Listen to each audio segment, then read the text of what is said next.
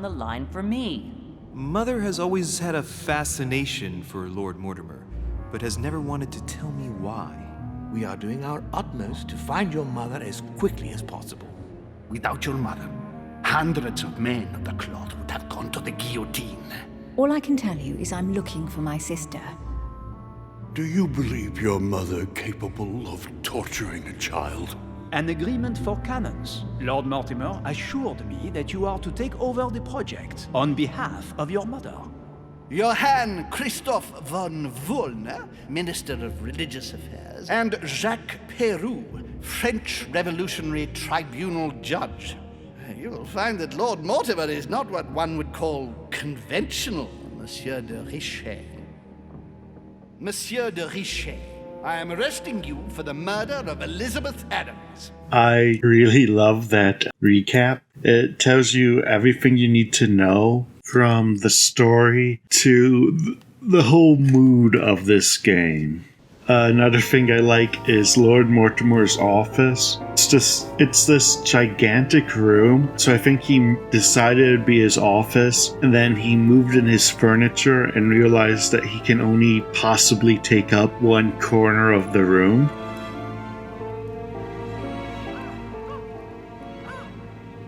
Is there nothing you want to say, Louis? It wasn't me. I didn't kill her. I'd much rather have met you under different circumstances. Lord Mortimer, believe me, I'm very conscious of the gravity of the situation. Everything seems to point to me as the one who killed Elizabeth, but I swear I am innocent. Out of respect for your mother, rest assured that I do want to believe you. And all I want is to be able to prove it to you. When do we start? We already have. Tell me, Louis, how do you feel? Well, I mean, I'm a little hungover, but other than that, I'm not doing too bad. Oh yeah, the murder. I feel trapped like a rat, I guess. Does that make me sound innocent?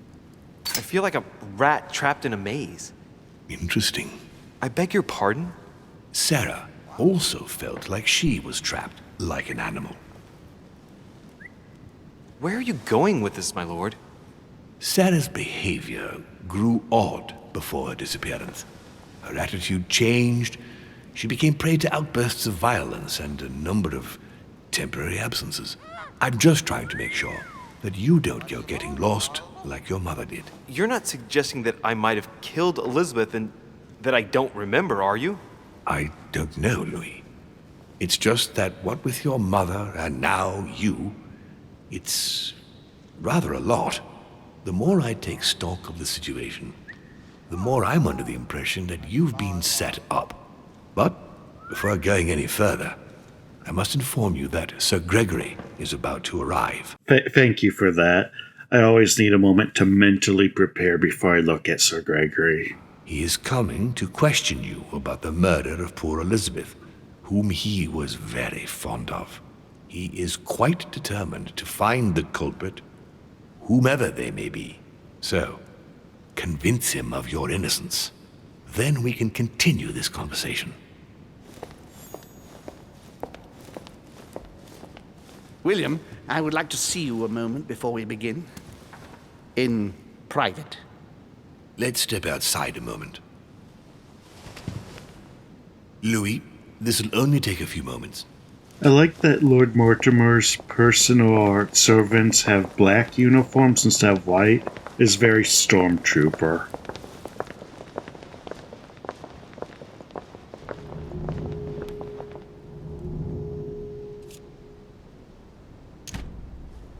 So at this point we can choose if we want to play the game or not play the game. I spent money on this game, so I'm going to play it. Alright, let's take this chance to look around. So we can do a lot of things, but let's just read the note. The note doesn't actually contain anything too pertinent. It's just saying that no one actually saw Louis commit the murder. Bonaparte thinks that he saw someone on the balcony but has no other details. And Hillsborough is covering for us and not telling them that we did literally open Pandora's box in the last episode. Please, sit back down, Louis.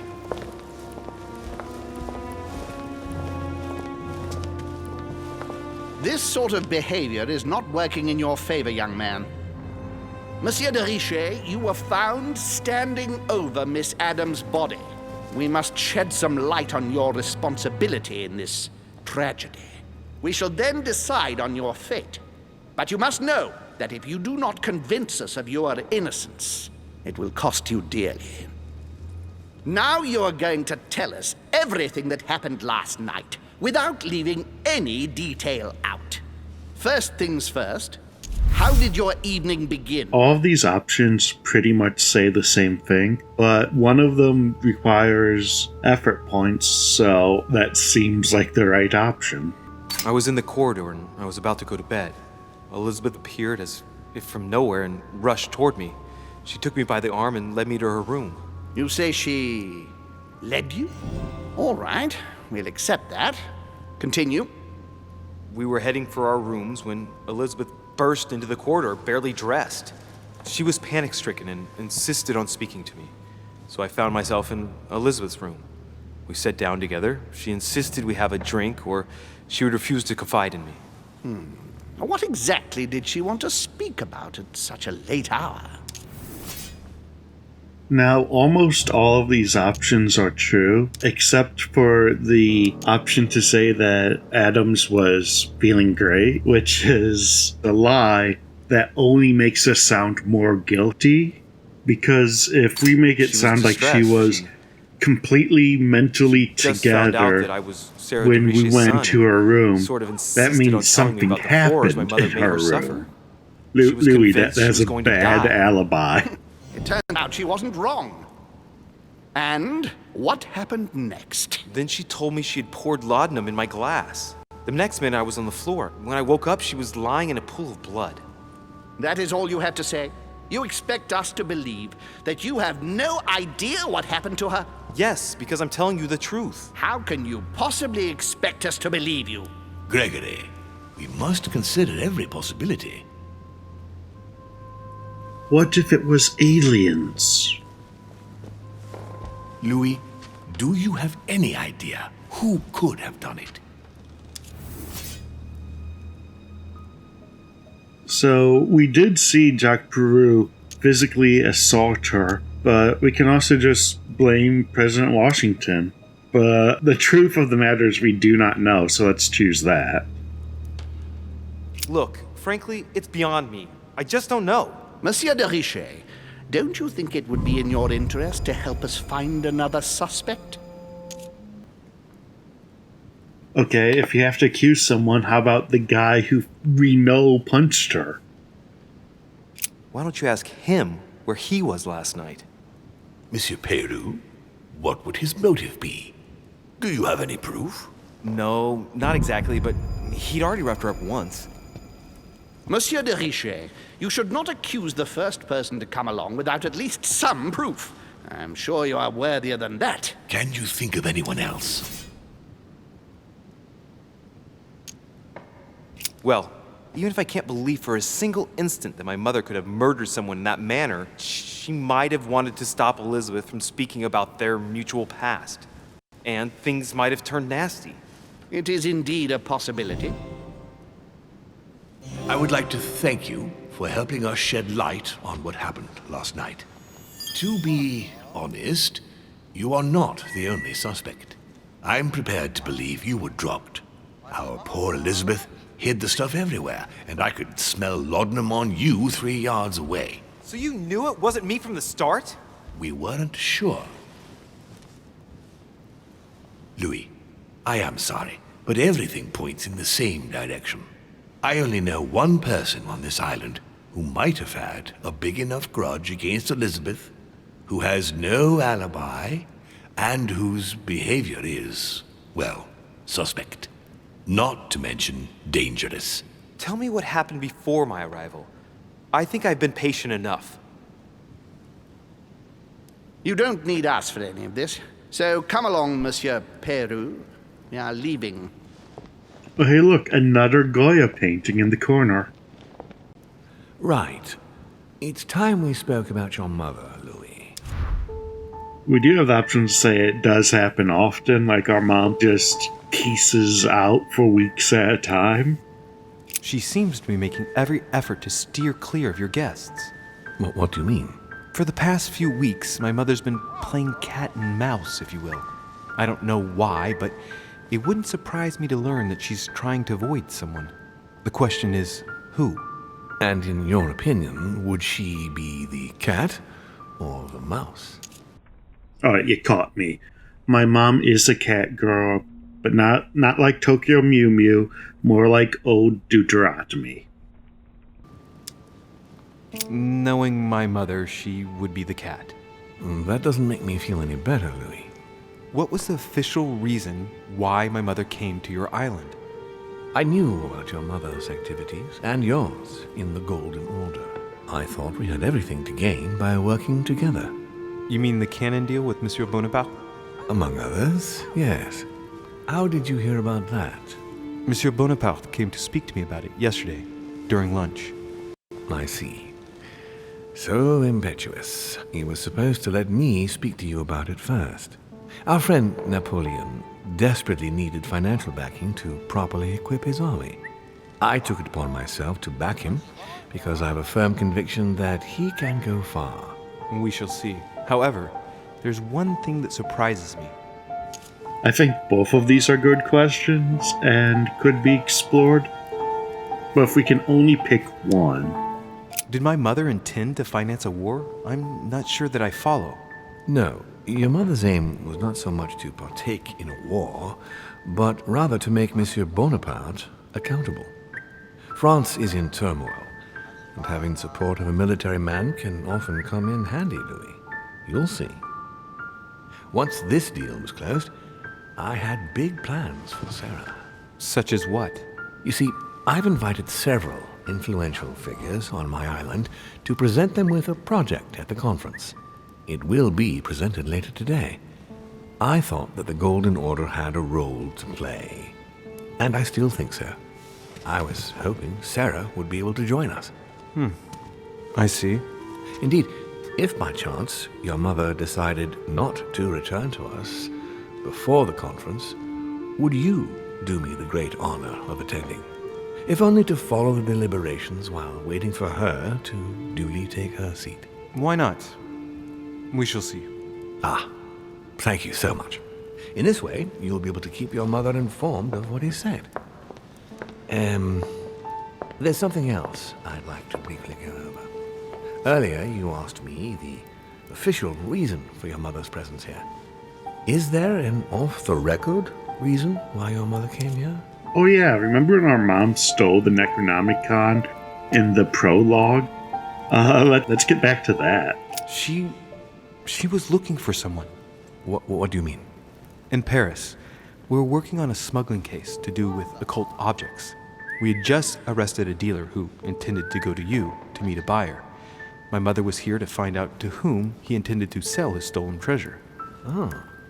What was the name of your dealer? I do like this trivia here to remember the guy's name from the beginning of the game, but I'm pretty sure it's not Von Brebis. The dealer was called Von Burchard. As for the buyer, he was unknown to us. No, I don't know anything about that. There's something I still don't get. In your opinion, why would your mother remain in hiding over several weeks? Okay, non sequitur, but imagine owning a property at all. But imagine owning a property so big that someone can get lost on it for weeks. Her not coming back to the manor after so long makes me wonder if she is wary of someone. Well, certainly. But whom? The only ones who were present during her stay were Sir Gregory, Duchess Hillsborough, Mr. von Wollner, and myself. Hey, aren't you forgetting someone? You forget Elizabeth Adams, my lord. That's true. But Gregory and I arranged it so that they wouldn't run into each other. I thought it had worked. Do you think that your mother felt she was in danger because of Elizabeth? It's possible. The only thing I can tell you is that Sarah had indeed changed. At the beginning of her stay here, we enjoyed spending time together, solving the world's problems. You know, when old white people try to solve the world's problems, it usually doesn't turn out right. You seem to know my mother very well, my lord. What did you talk about together? Oh, as soon as we had a little free time, we liked to share points of view about practically any subject. We would find ourselves embarked on interminable discussions that could go from Monsieur Blanchard's flight in a hot air balloon to the Treaty of Jassy, or the adoption of the metric system in France last year, or even Mr. Eli Whitney's invention in the United States. Ah, yes, the famous Treaty of Jassy. Let's talk about the cotton gin. Ah, yes. His famous cotton gin. It was supposed to revolutionize cotton production in the United States. It will revolutionize the world, Louis. The potential of this invention is much greater. Tomorrow, all industries will be switching to simple but large-scale production. Of that, I'm sure. I'm surprised she didn't get you started on the Crusades. It was her favorite subject. Are you joking? Sarah and I spent entire days together reliving them. It so happens that the Crusades are also my subject of predilection, especially the third. My ancestor distinguished himself brilliantly during the siege of Saint-Jean d'Acre. I make the same face when someone gets too passionate about the Crusades.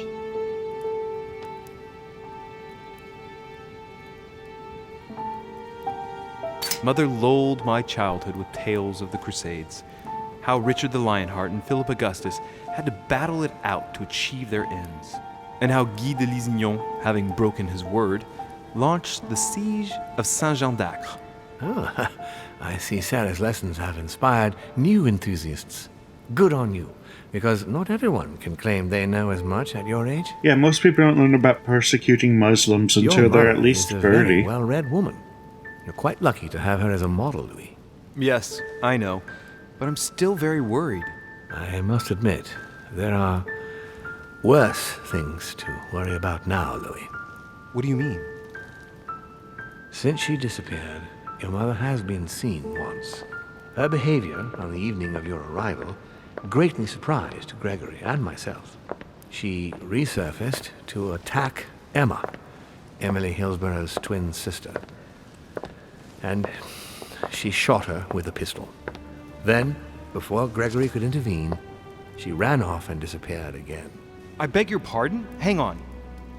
That means my vision on the wharf, it was actually happening inside the manor. Mother shot Emily's sister? The very person she came looking for?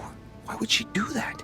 Excuse me, but between that and the childhood of Lady Adams, it's all a bit much for me to cope with. I need to piece it all together again to see things more clearly. You said that you spent a lot of time talking together at the beginning. What happened for that to change? I'm afraid I haven't much to tell you. The more the days went by, the more she withdrew into herself. She never gave me an explanation, until the day came when she purely and simply disappeared. Where did she go when she wanted to be alone? She would shut herself away in a room we use as a box room upstairs. Would you allow me to go there? Naturally, Louis, of course. I'll send you a servant to open it. Thank you. That's all I can tell you about the disappearance of your mother, Louis. I would like to have been more helpful. I shall stay on her trail and follow up any leads. Thank you. We will meet later on to welcome our last guest. In the meantime, I shall get someone to open the box room upstairs for you. Thank you.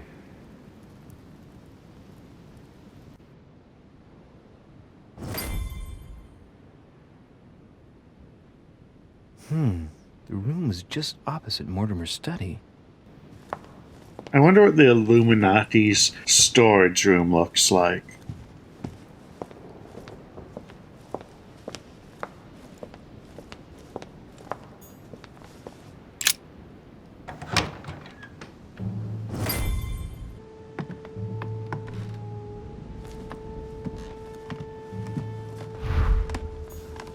There are burnt papers in the chimney.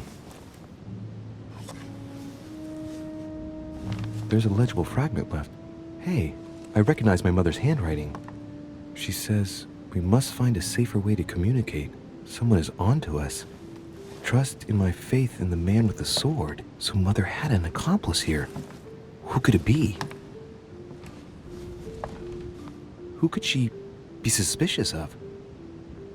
I must find the next part. Faith, sword. I recognize her love of riddles there. Again, royal jelly pretty much just seeps from the walls around here.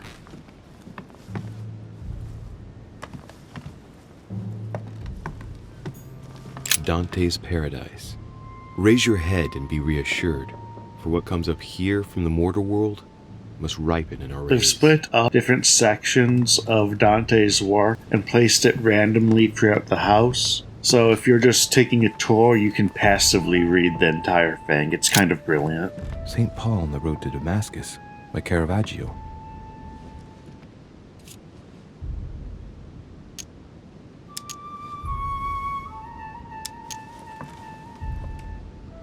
A fierce opponent of the first Christians, St. Paul is suddenly struck by the call of Jesus Christ and converts.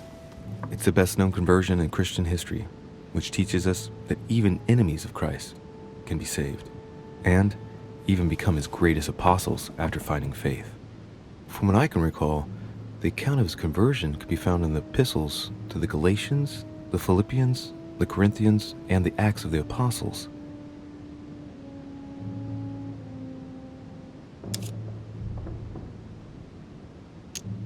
Caravaggio attained a magnificent command of black and the play of colors too.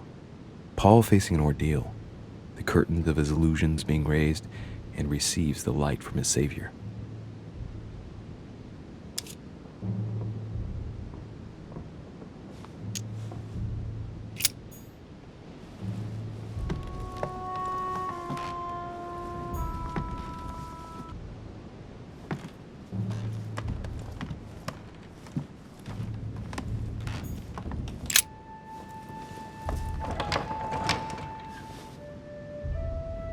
The door appears to be locked on the other side.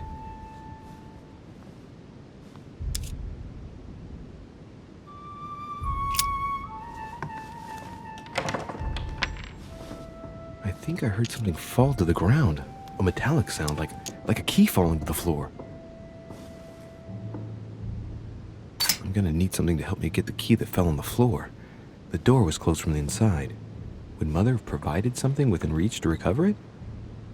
Now we can just push it open, but there's a easier way to do this.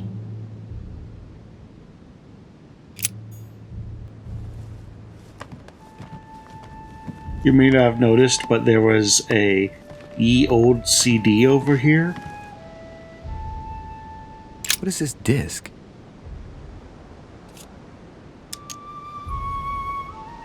Oh, that reminds me of the ones my mother collects. It's magnetic.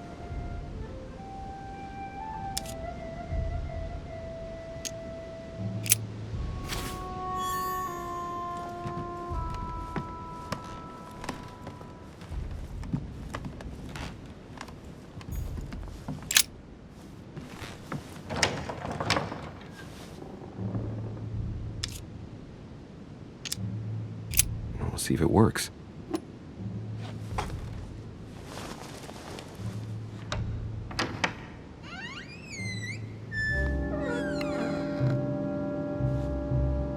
It's open.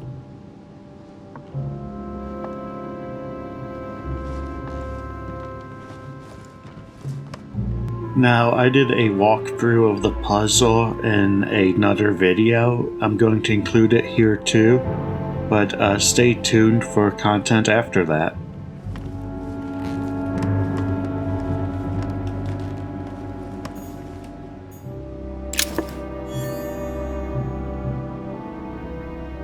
St. Paul painted by Guido Reni.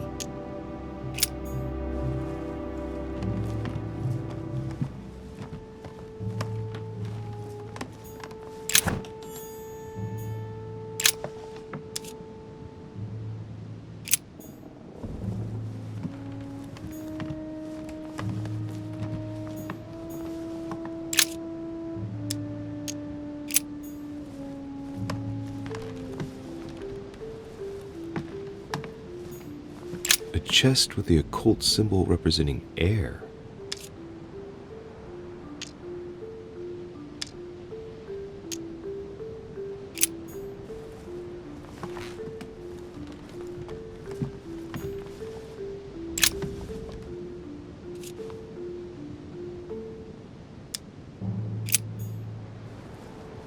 And lastly, we have a Gutenberg Bible. The New Testament. It contains absolutely tons of verses.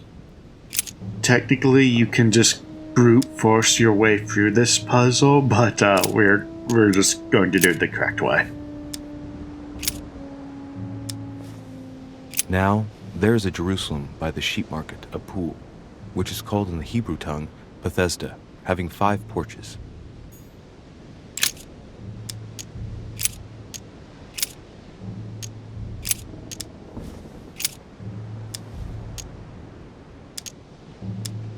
And it came to pass in those days that Jesus came from Nazareth of Galilee and was baptized by John in Jordan. This is the part of the game where puzzles start getting difficult, so I thought I would do a quick explainer video. Once you get the door open using a lockpick or the lodestone or sheer physical strength, the puzzle starts in earnest, so that's where I'm going to start my tutorial. This is pretty convoluted, so I made a map and I'm going to have some visual aids. Also, there's 2 portraits of St. Paul, and to differentiate them, I am going to refer to the portrait of the conversion of St. Paul as Saul, which was his name at the time. The first clue is in the fireplace, which reads, "Trust in my faith in the man with the sword." That would take us to the portrait of St. Paul, because he is a man holding a sword. It looks a lot like a cross, but no, it's a sword. Upon examining the painting, we find an inscription in the frame. This is how Paul spoke to his pilgrims from Rome. And we also find the number 11 underlined twice. So we know it is St. Paul, and we know it is him speaking to pilgrims from Rome. So that would take us to the epistles of St. Paul, specifically his epistles to the Romans. And to find the chapter and verse, we look to the 11, and because it was underlined twice, we use it 2 times. Chapter 11, verse 11. This is the foundation of the puzzle. Louis will also read the actual Bible verse each time, but they're irrelevant, they're red herrings. Once you open it to the correct page, you will find a note that reads, "Dear E, I'm glad you found this note. I was afraid the code of 2 groups of pilgrims would mislead you. Pick up the package, you know where, and hide it where no one will ever find it. It's imperative. Awaiting your reply, hidden behind the youngest apostle."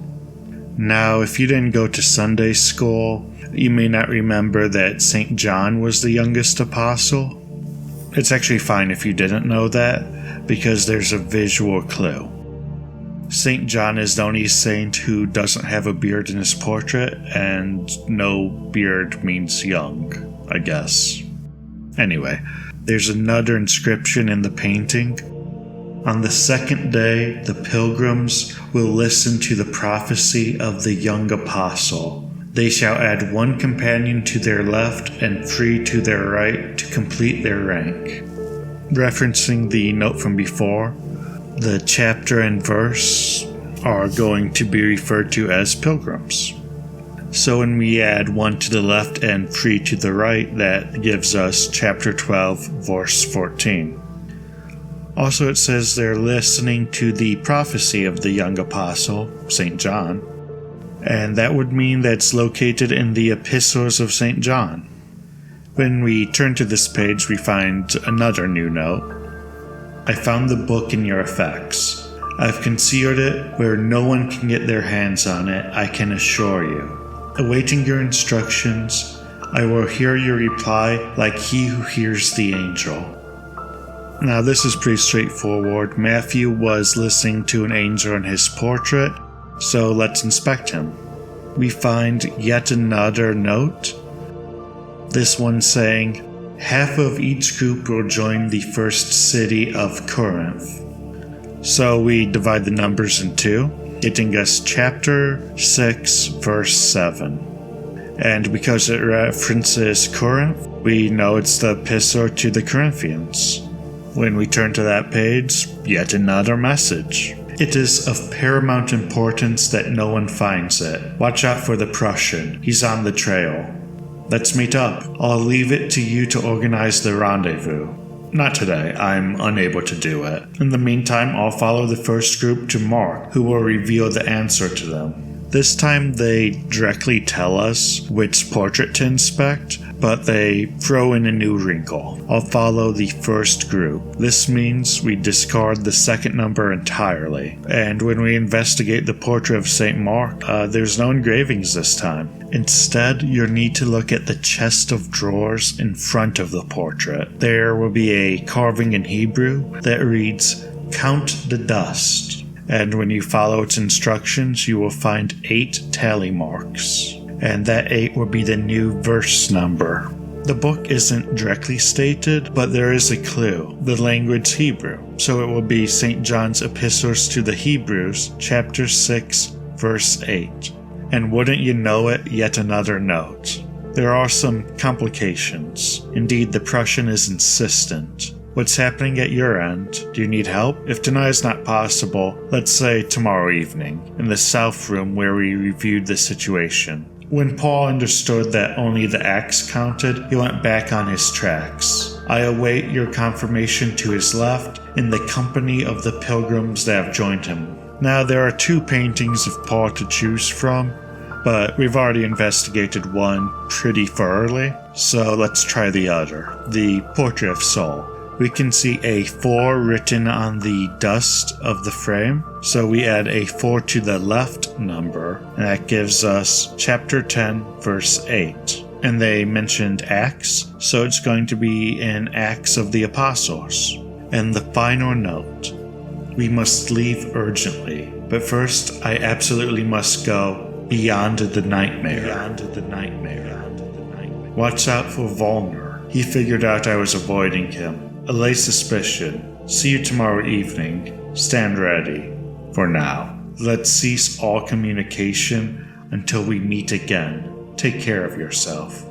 And that's the puzzle. It's long and there's a lot of steps, but if you're taking notes, you should be able to work it out. There's more puzzles in this game that are even more complicated, but I'll explain them when I get there. So long.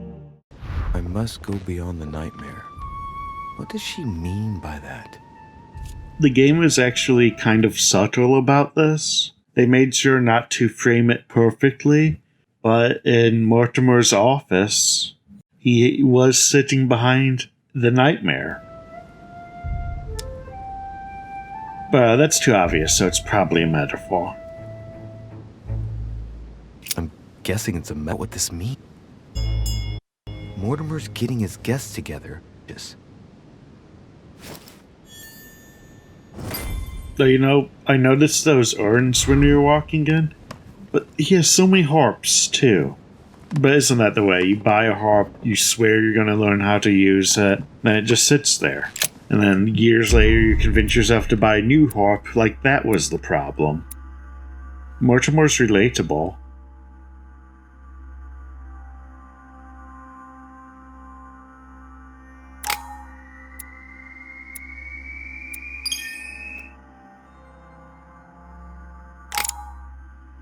And I'm finally getting points in every skill, which just means that now I can do all of them. Emma Hillsborough's bio doesn't tell us anything new, I just thought it was interesting that while they do reuse her twin sister's model, they do frame it more in shadow. But I'm sure that's nothing to worry about.